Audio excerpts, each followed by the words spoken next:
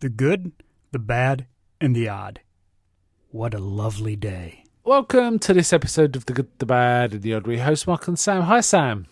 Hey. So today we're covering Pacific Rim Uprising, which is part of our Kaiju, really, strictly speaking. I mean, The first one was part of our Kaiju, so we reopened the lid on the Kaiju, though I don't think we're ever going to close it. What would the Monsterverse stuff come in and this, that, and the other? And we still haven't watched a few films, have we? We got a few we could... Yeah, we've still got a few of the old Toho's. Probably, actually, I reckon if we dug, there's probably like 20 more, but...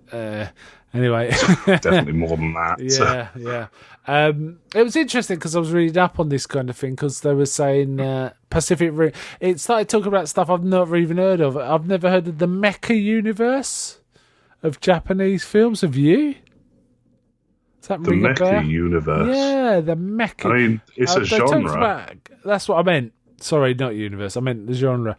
I know the Kaiju. Yeah, it's a massive thing.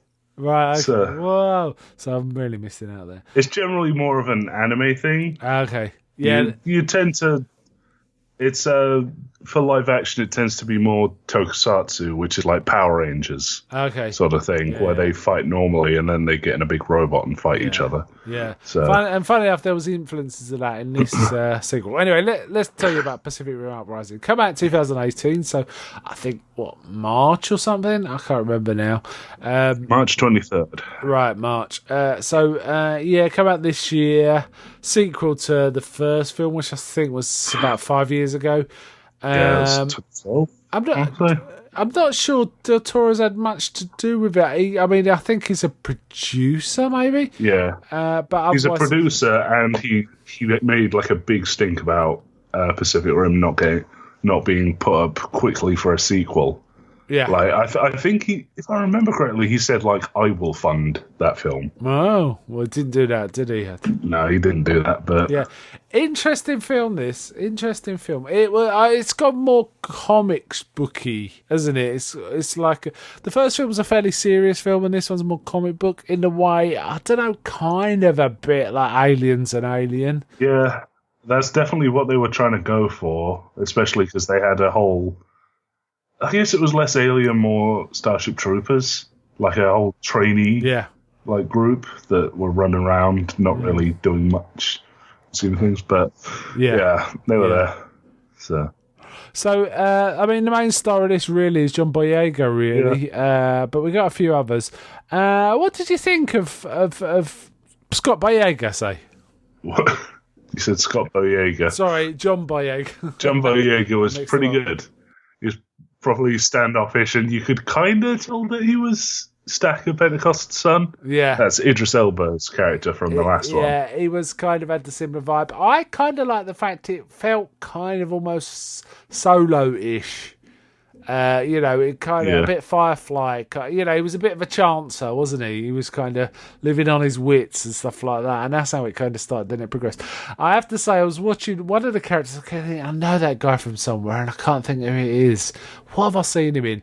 And the penny finally dropped. That it was Scott Eastwood. I didn't realise it was Clint Eastwood's son. You didn't recognise him, but you recognised his dad. Yeah, I did, but I finally realised. And actually, you know what? It was kind of interesting that his character I found a bit flat and neutral in the first half of the film.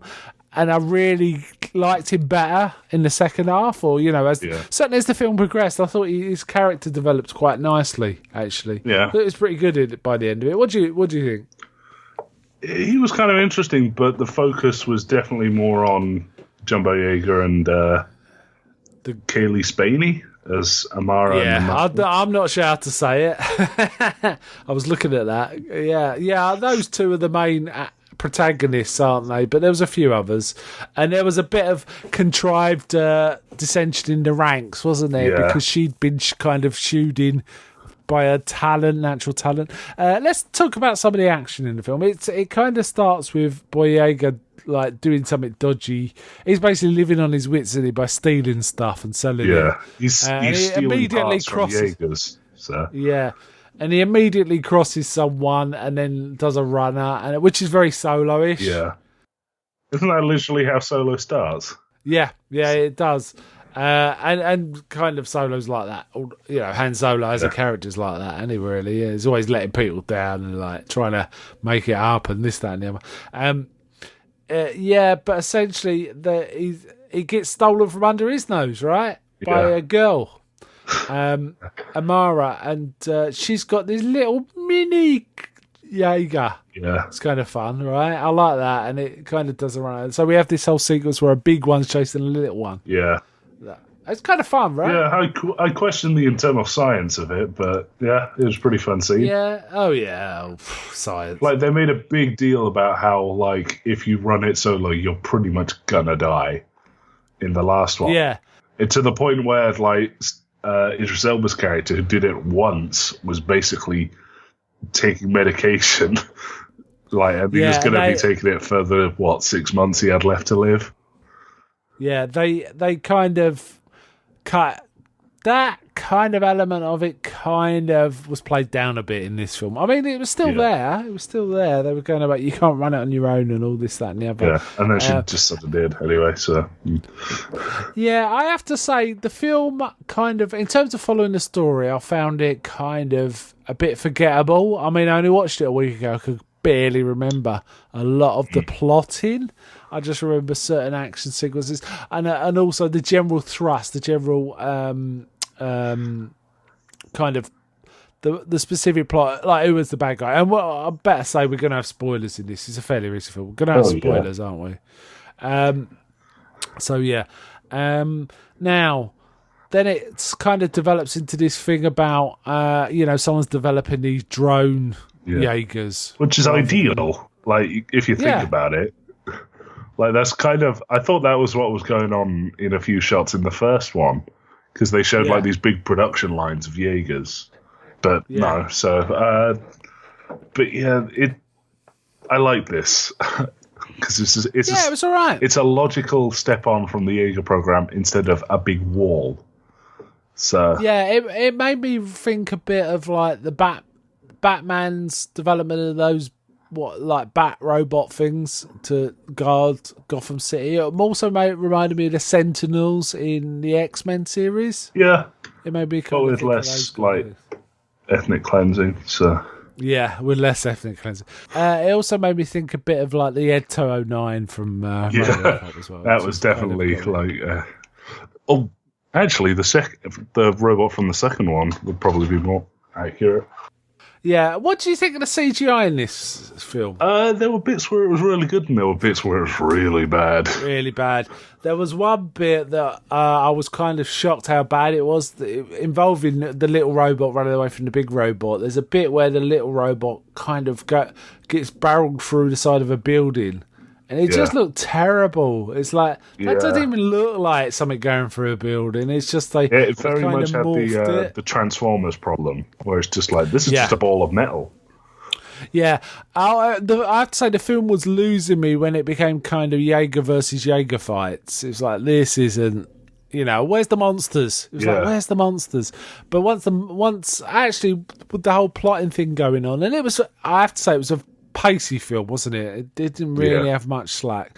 The characters were quite underdeveloped. One of the criticisms of it was the characters were underdeveloped, and I think that's fair-ish. We get like one scene of character development for Amara, where she chases the rabbit, like conveniently almost exactly the same time spot as in the last film. And we get this pretty... It's supposed to be tragic, but it's kind of funny bit where a kaiju comes and kills her parents. But because they're like on a pier, and she gets separated by the kaiju knocking down part of the pier, and the dad, there's like a 20-foot gap between her and her parents, and the dad just sort of sticks his arm out and is like, jump.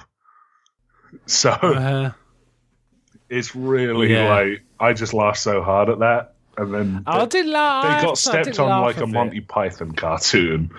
It was a bit like that. I didn't laugh as much as you, obviously. In fact, I didn't laugh at all. It kind of shocked me, I have to say. No. In terms of character, it wasn't great. But I kind of like it. Yeah. There was obviously a lot of Chinese money in this film, wasn't there? They had a lot of Chinese characters. And I think apparently the first film did really well in China, so they were kind of banking on that to sort of get a good marketing for the second film. So that was noticeable, but I don't think it derailed the film. There is one problem with that in the Chinese. Well, from what I've read, the Chinese market has the Chinese audience has some sort of beef with Zhang Jian or Jing Chan. I don't know how you pronounce it. The woman who played Xiao. She was also in Kong Skull Island. And apparently it's becoming like a thing to just not go to films with her in them. Oh, dear. So it's... I don't know. I wonder why. Anyway, okay.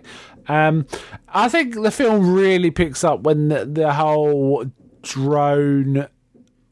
Jaeger issue then precipitates, and then the kaijus arise. Now we kind of avoid one major spoiler. That is one character from the original is kind of. It turns out he's been. Oh yeah, the character assassination in this film is bad. Again, that didn't bother me, but I've heard like lots about it. What's his name? Geisler. Was it? Yeah, Newt Geisler. He was the funny, kooky one, played by Charlie Day in the first film. Yeah, he's good. That actor is good, and he was good in this. And I think he sold what he was going through, but he still kind of stayed charming, even though he was like the bad guy. So I kind of, it worked for me. I was still just like, why? Yeah. Like, you've already got massive alien overlords and giant alien monster production lines. Why do you need like spies at that point? Yeah, because he's not. They've shown the ability to just open these portals in the past. Why do they need the drones now? Well, one of the things in this film made me think, why don't they just keep doing this? Which is they kind of opened a portal, and as the monster was halfway through it, they shut it again, which chopped it in half. Yeah. And I thought, shouldn't you just keep doing that, right? And keep just chop them in half every day or something. Just work through their monsters. Remember, they showed in the first one that they've got like all the different types of monster on production lines. Oh, okay. So they're just building it by the hundreds. Yeah. So. Okay. So you just best to keep them closed. Yeah. Right? I did like the idea of like this brain controlling. It reminded me a bit of how in Independence Day. Oh, that was weird. That was so weird. Yeah, it was weird. The bit where he had Demolition Man mind sex with the alien brain. Yeah. Oh. It's his way to relax, right? That was so weird. Yeah. The film definitely picked up for me in the second half, though. How about you? Yeah, after they'd basically gotten rid of all the old characters. Yeah, in essence, they It's like Newt isn't really Newt anymore. Gottlieb, the other scientist from the first one, kind of just becomes like a shouting face after the halfway point. Do you think? I thought it was alright. I mean, he always reminds me. Pretty much every shot of him is just a quick zoom on his face, maybe at a Dutch angle, and he shouts some techno babble. Yeah. It goes proper Star Trek. Yeah. So, and Mako dies halfway through. So yeah, that was a shock. I like the idea of like the drones or whatever. Not the drones. Some of the Jaegers being controlled by kaiju brains.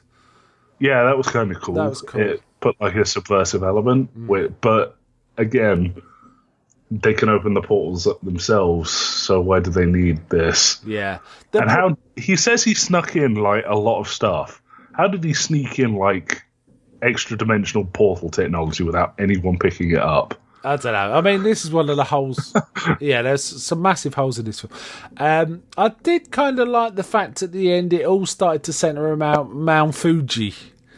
Yeah, that was pretty funny. And the special. Oh, and they've discovered how to power things using kaiju blood as well, didn't they? And stuff like that. There was all that kind of stuff. Mm-hmm. So they have kaiju rockets, kaiju blood rockets, stuff like that. It's strange. Yeah, and they've got, and then at one point we get a mega kaiju built from like parasites, weird parasites. Basically, they build up these three kaiju that have been able to get through, even though they were able to stop the drones. Three kaiju got through. and they've all got their own kind of neat little powers. Like, there's one that can kind of redirect energy. Yeah. And there's one that digs, and another that shoots spines. Yeah. It's like, that's pretty neat. Yeah. And then he kind of sets these...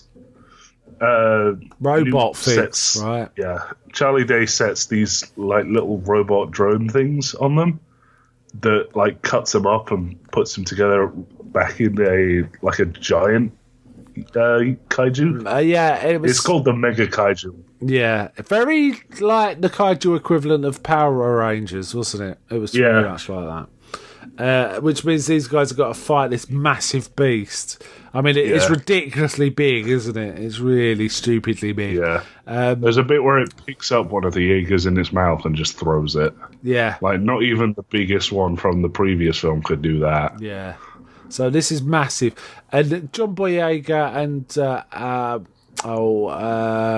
what's the girl's name? Kaylee Spaney. Yeah, they kind of get into they realise how they're going to take it out. They basically have to go super high into the atmosphere and then come bombing down, don't they? And get as fast as possible. And then their escape pod fails, so it's like, but then somehow a little kaiju kind of gets attached and manages to, been hanging on. They get the little Jaeger that she made at the start to go and save them.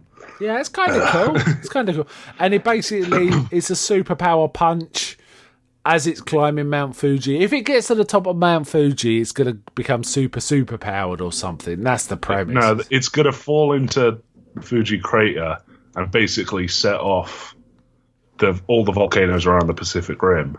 Yeah. So, which will kill the world. Oh, okay. I didn't realise that. I really didn't pick that up. I thought it was going to become superpowered. Completely lost that plot point, actually. I just know it's a big bad thing and I had to stop it. That's all I've got. So it's kind of fun. I kind of like that big punch at the end. And I also like the goofy, cheesy, end where they said, we're not just waiting for them now, we're going to take the fight to them. It's like, that was... It made me think of the... Especially because, like, Charlie Day was completely unimpressed. Yeah, it made me think of the end of the Independence Day sequel. It was kind of that vibe they were trying to go for. Box office, apparently it cost something like 170 million and it made 290 million, so it kind of made its money back. Yeah. As you sort of already said, the CGI was okay in places and bad in others. Oh, I forgot to mention the most ropey bit. There's a bit where Charlie Day has to... Charlie Day's up a bit. I've been watching it. It's Always Sunny in Philadelphia, where he's one of the main characters. Okay. He's a complete idiot and messes about in that. Yeah. And he acted a lot like that in this. But there's a bit where he walks up to like a window and then it does a zoom out of the window to show all the drones. But as it was zooming out, you could see the room he was in moving about, like trying to stay connected to the CG, but it wasn't properly. No, I didn't. It was so laughable. I didn't notice that. That's pretty bad, right? That's pretty bad. Yeah. Yeah. There was some definite ropey CG, but in other places it worked quite well. It was weird how inconsistent it was. Really, it's like they hadn't finished the processing or whatever. I don't know. In some of the scenes, maybe some were done earlier than others. It got delayed like 9 months or something. Yeah, it was going to be released in April 2017. Then it got pushed back to August, and then February, and then March. Yeah, maybe they had to oh man, imagine what it would have been like if they hadn't pushed it back. Oh god. So it was fun. How do you compare it to the original? Not favourably. No, but the original is a better film, isn't it? Yeah. Yeah, but I still kind of liked it, though I find it very unmemorable. I'm really struggling to remember stuff other than some of the big fights. And the opening bit with Boyega kind of sticks in the mind, how he got where he got. But once they're kind of in the training regimen, it's all a bit samey and the characters are similar. Scott Eastwood kind of stood out, I think. He was all right. Yeah. It was kind of clear that he was like a Chris Evans alike. He was, or a Hemsworth It was one of the lesser rung Hemsworths was the kind of vibe, right? It was kind of like that. So, would you like to see another Pacific Rim?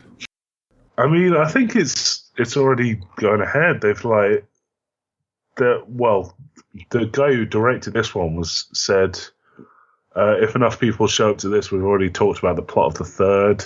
It has to end the third. The end of the third would expand the universe to a Star Wars, Star Trek style. Bloody hell, where that's you can go ambitious. in loads of different directions. That is ambitious. Like spin-offs, one-offs, that's the plan. Yeah, and and apparently it's going to get a crossover. He was hoping for a crossover with the Monsterverse. So like Godzilla. Yeah, that could work, but the it's American really, Godzilla sort of what's his name? Oh, what's his called? Jaguar, right? Would be the kind of vibe. Oh, if they put Jet Jaguar in this. Oh, that reminds me, there was a bit where they pulled up like an archive of old monsters. Yeah. And I spotted Gigan on it. Okay. And I paused and went back, and there was like about half a dozen Godzilla monsters and almost all the Gamera monsters on there. I thought I saw King Ghidorah at one point. But I didn't see the bit you said, or something that's supposed to look a bit like King Ghidorah. But I might have missed it. I might be wrong. Yeah, it was fun.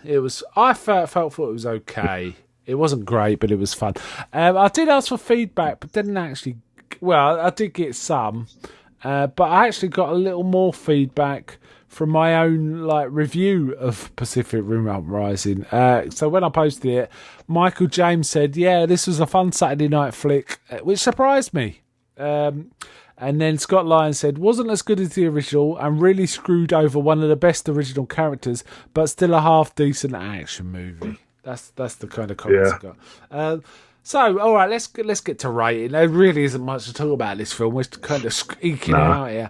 It's a kind of it's a step above Transformers for me, in that at least I kind of liked the characters and I could distinguish the robots from each other, rather than two robots that look the same hitting each other, which I have a trouble with Transformers.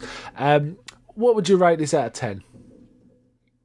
I'd rate this maybe a 4.5. 4.5. Maybe 5. Pretty low. Yeah, you know what? I gave it a 7. I think I was being very generous, though. But I think it's actually probably more like a 6 for me. But it is curiously unmemorable, considering what's going on. But it didn't bore me. I wasn't bored. I wasn't at any point thinking, I wish this would just end, which is the case with some of the Transformers stuff that I've seen, which isn't much, to be honest. Yeah. But it never got that incoherent. But it was very popcorn. I found it a kind of fine popcorn film. Yeah. Check your brain in. Check your brain out the door, and you'll be fine. And lightweight as hell, but kind of fun. Boyega kept it floating. I think his presence kept it floating. That helped. But yeah, not a great film. Okay, let's wind up there. So next time, I think we're going to be coming back to Rocky, because Creed is coming towards us. Sorry, Creed 2 is coming towards us fast, right? So next time we may be covering Rocky 5. So yeah. I've only ever seen that once. I'm kind of looking forward to seeing it again, see if it's what I remember or if it's better or worse or whatever. So we'll see. All right then. So bye from me. Bye.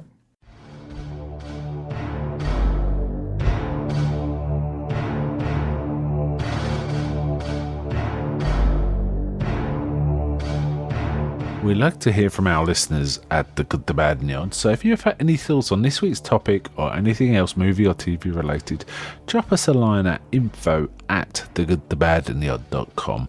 Written or MP3 attached, we like both. We're available on Stitcher, iTunes and as an RSS feed. Just go to www.thegoodthebadandtheodd.com for links to these. Also, feel free to come chat with us by joining our Facebook group on www.facebook.com/groups/The Good, The Bad and The Odd, all as one word. Thanks for listening, and until next time on The Good, The Bad and The Odd.